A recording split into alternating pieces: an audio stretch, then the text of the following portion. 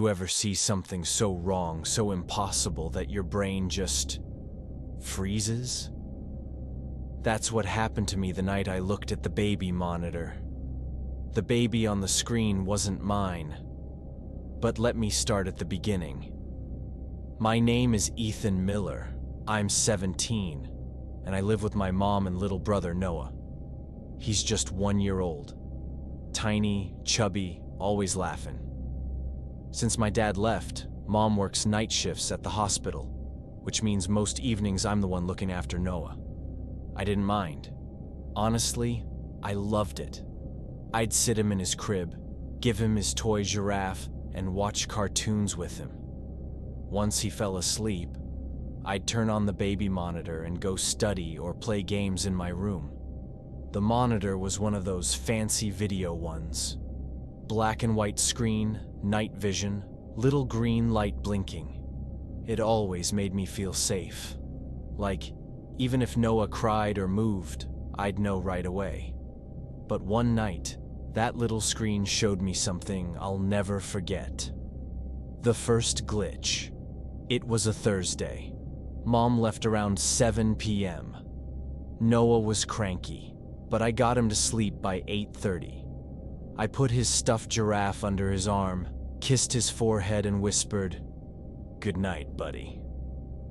"I'll be right outside." I set the monitor on my desk and logged onto my computer. For a while, everything was normal. Noah was a little blob under his blanket, breathing softly. Then, around 10 p.m., I glanced at the monitor and froze. Noah wasn't alone. There was another baby in the crib. This one looked wrong. Its head was bigger, rounder. Its eyes glowed too much in the night vision, wide open, staring directly at the camera. And its mouth, God, its mouth was stretched in this awful grin. I blinked, rubbed my eyes, leaned closer. The picture flickered for half a second, static buzzing, then cleared again. 2 babies, in one crib. I ran straight to Noah's room. The crib was empty, except for Noah, sleeping peacefully, just as I left him. No second baby, no weird grin. I laughed nervously, my chest tight. Okay, maybe the monitor glitched.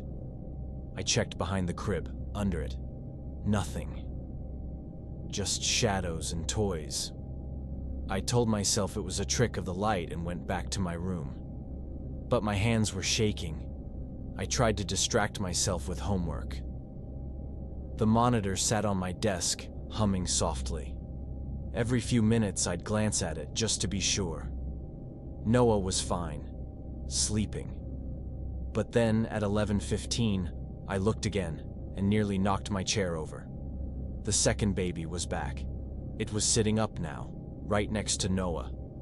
Its pale hands gripped the bars of the crib. And it was moving, slowly rocking back and forth, eyes never leaving the camera. Noah shifted in his sleep, as if sensing something. The other baby leaned closer to him. My stomach turned ice cold. I grabbed a baseball bat and bolted to Noah's room again. This time, though, Noah wasn't asleep. He was crying. Loud, panicked sobs. His little arms reached out toward me. But the crib was empty, except for him. No second baby. I picked him up, clutching him to my chest. His tiny heart pounded fast against mine. "It's okay, buddy. I've got you." But deep down, I didn't believe my own words. When Mom came home at midnight, I tried telling her, "Mom, there's something wrong with the monitor. I keep seeing another baby in Noah's crib." She gave me this tired look, the kind only moms can give after a 12-hour shift. "Ethan, you've been studying too late. Your brain's playing tricks on you. I'm not joking. I saw it, its face, its eyes." "Stop." Her voice went sharp. "Do not scare me with this nonsense. That monitor is fine. Your brother is fine." I wanted to argue, but Noah was asleep in her arms, peaceful again. Maybe she was right. Maybe I was overtired. But deep inside, I knew what I saw. For 2 nights, nothing happened. I almost convinced myself it really was just a glitch. Then came Saturday. Noah was restless all evening. He wouldn't settle. Every time I put him in the crib, he wailed until I picked him up again. Finally, around 9:30, he dozed off. I turned on the monitor and sat in my room, trying not to think about it. At 10:45, I heard something. Not from Noah's room, no. It came from the monitor itself. A faint static sound, then a whisper. Ethan. I froze. My blood went cold. The monitor screen flickered, then cleared, and my stomach dropped. The crib was empty. No Noah. No stuffed giraffe. Nothing. I sprinted into his room. He was still there, sleeping. But on the monitor, the crib stayed empty. I backed away slowly, the bat still in my hand. My reflection on the monitor's glass looked pale, terrified. Then, behind me, I heard it. A laugh, high-pitched, like a baby's laugh, but wrong. I spun around. Nothing. When I looked back at the monitor, Noah was there again. But the second baby was crawling over him, its too wide mouth open in a silent scream. I didn't sleep. I stayed in Noah's room, sitting by the crib with the bat. Every time I blinked, I swore I heard that laugh. At 3 a.m., Noah started crying again. I rocked him, whispered to him, tried to calm him down. Then, the monitor lit up on its own.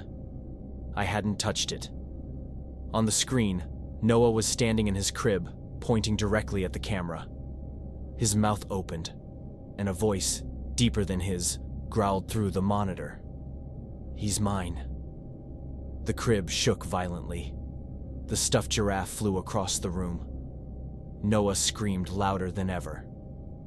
I grabbed him and ran, not stopping until we were outside under the streetlight. The monitor in my hand flickered one last time. That other baby's face filled the screen, its grin stretching impossibly wide. Then it went black. Mom still doesn't believe me. She says the monitor just burned out. But I know the truth. I smashed it with the bat and threw it in the trash. But some nights when Noah cries, I swear I still hear another baby laughing in the dark. And when I close my eyes, I can still see that grin. So, tell me, if you saw another child on your baby monitor, one that didn't belong to you, would you keep watching? Or would you smash it and run? Let me know in the comments. Because sometimes, what you see on the screen doesn't stay there.